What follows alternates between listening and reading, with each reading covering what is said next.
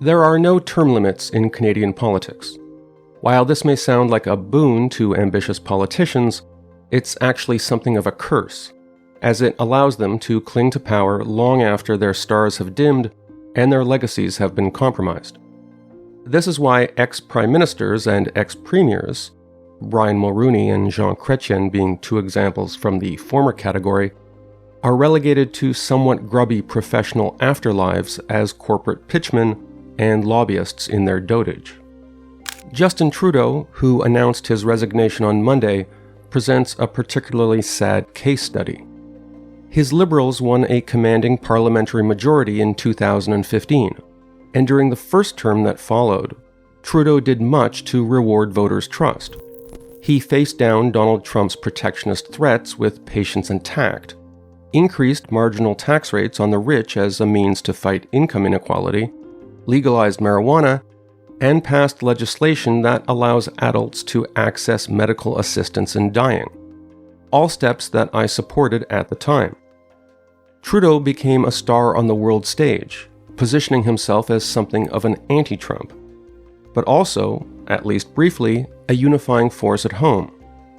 As I wrote in Foreign Affairs magazine in 2017, the values he then channeled, liberal in both the modern and classical senses of the word, are widely shared across the Canadian political spectrum. Trudeau's reputation among Canadians is now at such a low ebb that it's easy to forget how popular he was during this honeymoon phase. Had he quit politics in 2019, as his star was dimming, he'd likely be remembered fondly by most Canadians, and would now possess some gilded sinecure at a prestigious university, a name-brand NGO, or even the United Nations. Instead, he went on to fight in two closely contested elections, losing the popular vote in each to the opposition Conservatives, while cobbling together increasingly scandal-plagued minority governments.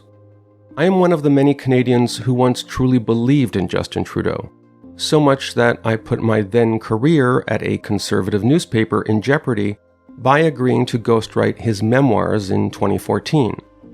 Notwithstanding conservative efforts to portray Trudeau as a pretty dilettante who was, quote, just not ready to lead Canada. Let's start with the experience section. Nothing about balancing a budget or making a payroll. Didn't he say budgets balance themselves? So what are his policies? Legalizing marijuana. Is that the biggest problem we have to solve? So when has he ever had to make a tough choice? People, being prime minister is not an entry-level job. Nice hair, though. Justin Trudeau.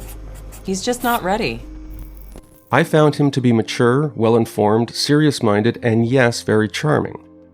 I was especially drawn to his effusively expressed patriotic love for Canada, a prominent theme in the book we produced, titled Common Ground.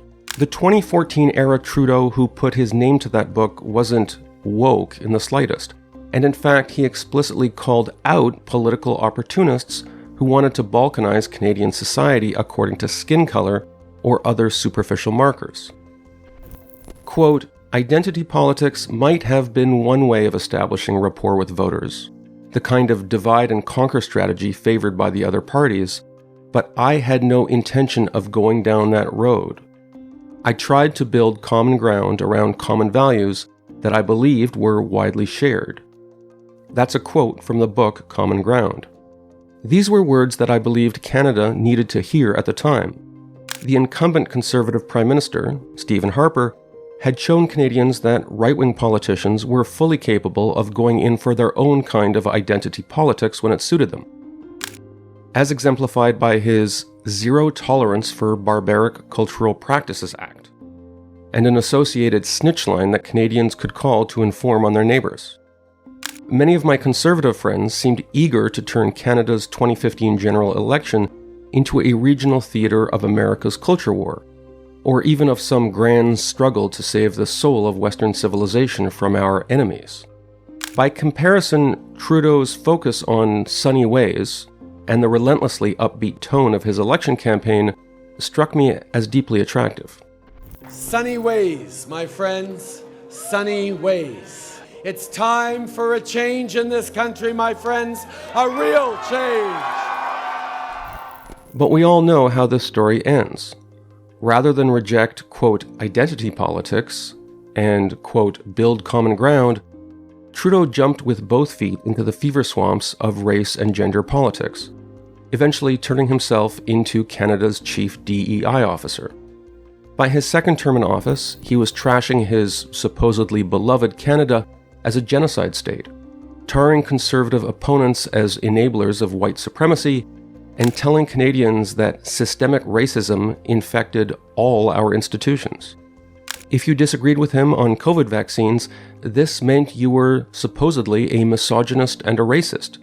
When it emerged that Trudeau himself had been a serial blackface enthusiast when he was younger, he couldn't even count how many times he'd done it, he told reporters, liberal media cheerleaders insisted that, well, it was really just a symbol of Canadian anti-blackness writ large. Our fault, in other words. When the false rumor that the physical remains of 215 dead Indigenous children had been unearthed from the grounds of a former British Columbia school in 2021, Trudeau turned it into an officially sanctioned lie and lowered flags on federal buildings for almost 6 months. Trudeau also took the opportunity to slam Canada for another supposed, quote, genocide. This one, which is apparently still ongoing even as I recite these words, against Indigenous women.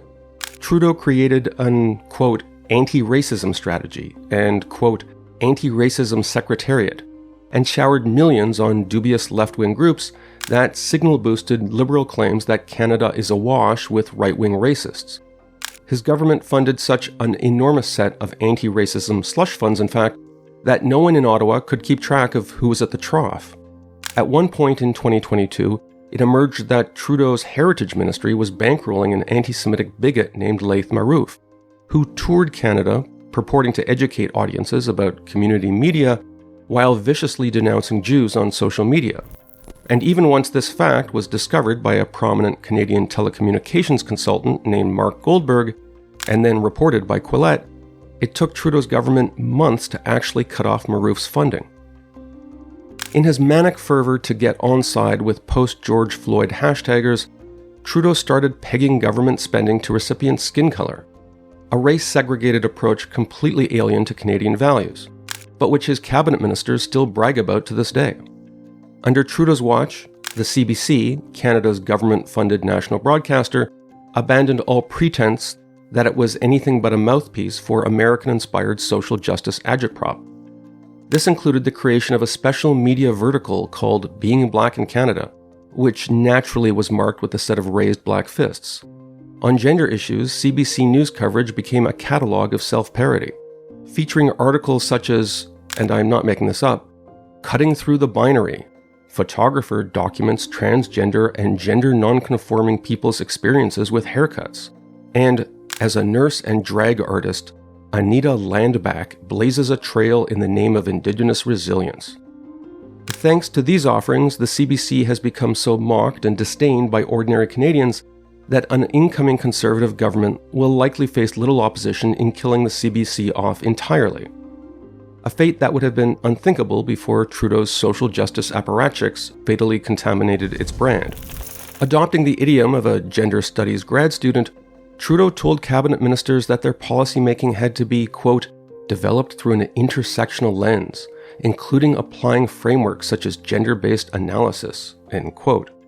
Men with female pronouns were allowed into women's prisons and sports leagues, drag queens were paraded around Parliament, Pride Week was turned into a months-long Pride season, LGBT was replaced in official government documents with the comically unpronounceable term 2SLGBTQI+, and fringe misogynists, such as Faye Johnstone, were showered with government handouts.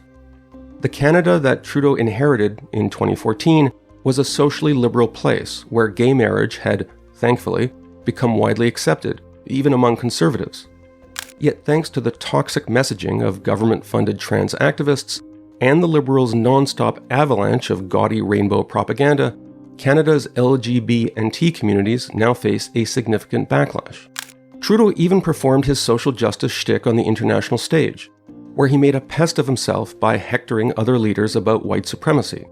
When asked what he'd contributed to a G20 meeting in 2023, he said gender language and something called Indigenous reflections. Trudeau took a knee to Black Lives Matter when George Floyd died, then performed the same mawkish act when visiting an Indigenous reserve in 2021 with a teddy bear. That year, largely thanks to Trudeau, Canada's national birthday on July 1st was transformed from a celebration into a morbid ritual of repentance. The rise and fall of Justin Trudeau isn't just the sad story of one politician, but a cautionary tale about the corrosive effects of social justice dogma on mainstream politics.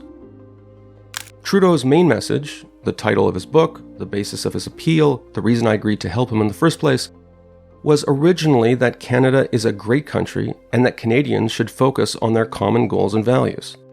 But the whole doctrinal basis of the, again largely American-imported, social justice movement that he embraced is utterly incompatible with that unifying spirit, as the social justice movement presents the divisions between races in stark, dystopian, unbridgeable terms. Forced to decide between these two mutually exclusive ideas, Trudeau picked the one that seemed more fashionable, completely betraying his previously articulated values in the process. Which Trudeau was the real one, Canadians asked themselves? The upbeat patriot who took office in 2015? Or the joyless social justice hypocrite lecturing them about their whiteness?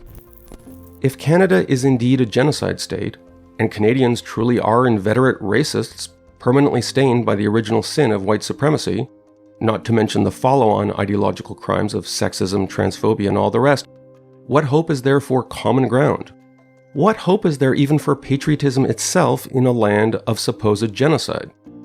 After listening to Trudeau babble on for so many years about these topics, many of us, myself included, have wondered openly why he'd even want to lead this wretched moral wasteland of unmarked graves we call Canada. This is personal for me, and not just because of some book project I wrapped up more than a decade ago. Both of my parents hail from immigrant families whose forebears faced murderous anti-Semitism in Europe and Asia.